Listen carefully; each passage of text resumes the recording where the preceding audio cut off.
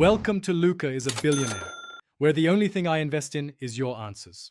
You begin by opening settings and navigating to music, then EQ. This is the fastest way to access Apple's built-in presets. Choose a reference song you know well and play it at a consistent volume so you can hear changes clearly.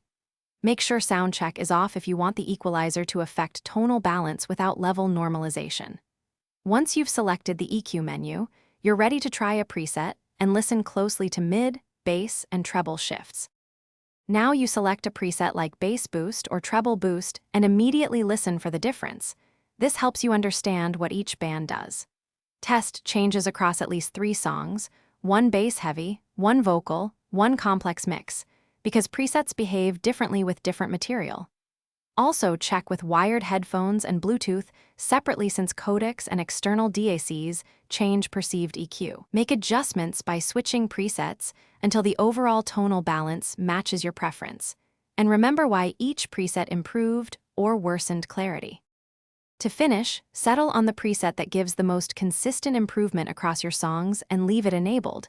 This provides a predictable listening profile.